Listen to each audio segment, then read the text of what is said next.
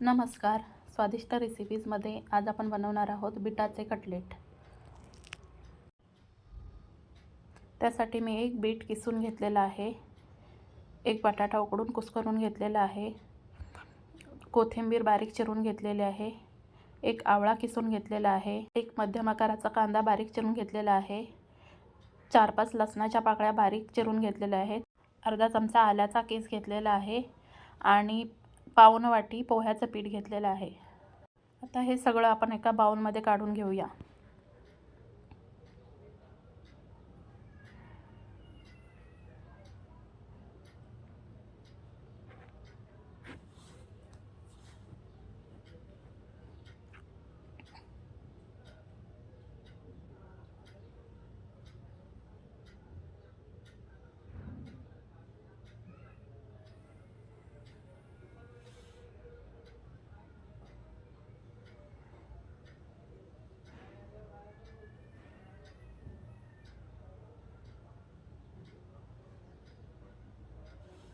आता याच्यामध्ये मी घालणार आहे अर्धा चमचा जिरे आणि जेवढं पोह्याचं पीठ लागेल तेवढं घालून घेणार आहे. हे बघा थोडंसं पीठ उरलेलं आहे. आता ह्याच्यामध्ये हिंग घालून घ्यायचं आहे, हळद, चवीनुसार लाल तिखट आणि चवीनुसार मीठ घालून घेणार आहे.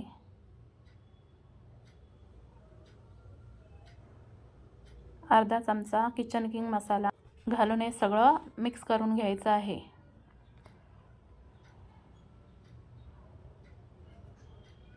मी हे सगळं हाताने व्यवस्थित मिक्स करून घेतलेलं आहे. आता त्याचे आपण कटलेट बनवून घेणार आहोत. त्यासाठी या मिश्रणाचा एक छोटासा भाग घ्यायचा आहे आणि त्याला आपल्या आवडीनुसार शेप देऊन त्याचे कटलेट बनवायचे आहेत.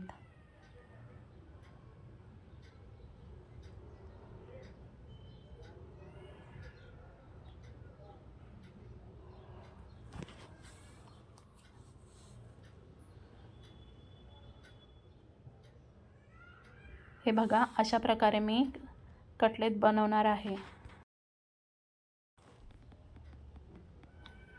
अशा प्रकारे मी सगळे कटलेट बनवून घेणार आहे.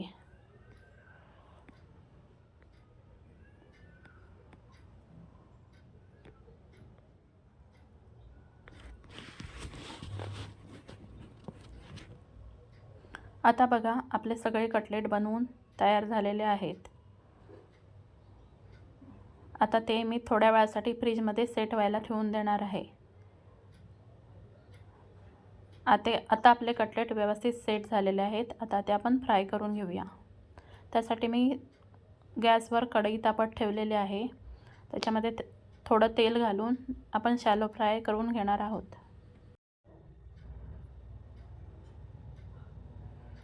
आता तेल तापलेलं आहे, त्याच्यामध्ये आपण कटलेट सोडायचे आहेत.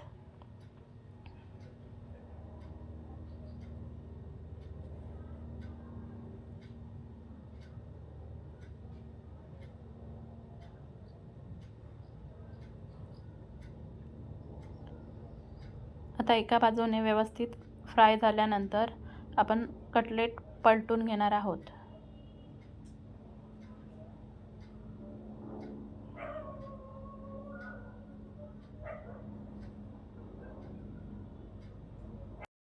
दुसऱ्या बाजूनेही कटलेट व्यवस्थित फ्राय करून घ्यायचे आहेत.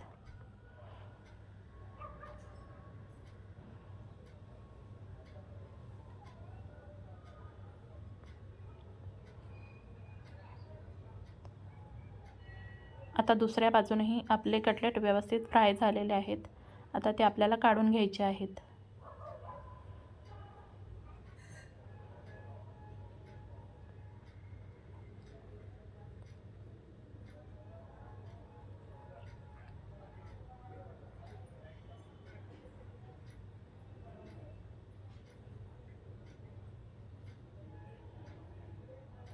आता मी कढईमध्ये पुन्हा थोडं तेल घालून घेणार आहे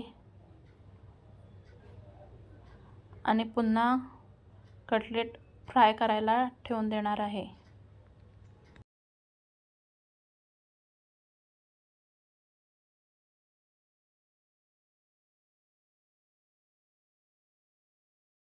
ही कटलेटसुद्धा आपल्याला दोन्ही बाजूने व्यवस्थित फ्राय करून घ्यायचे आहेत.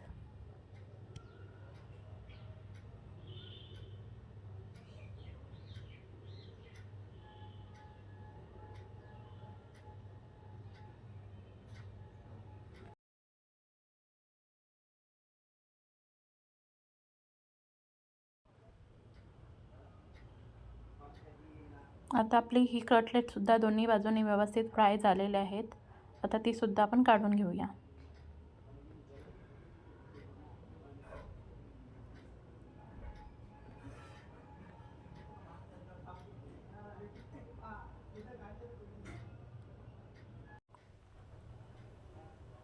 आता आपली सगळी कटलेट फ्राय करून झालेले आहेत. आता ती टोमॅटो सॉस बरोबर सर्व करायची आहेत.